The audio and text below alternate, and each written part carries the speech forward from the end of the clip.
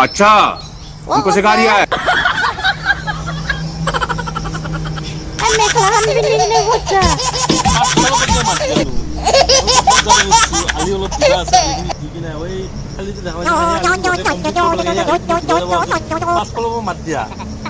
নালগে নাখাং তো পথাৰত কাম কৰিলে ক'ৰবাত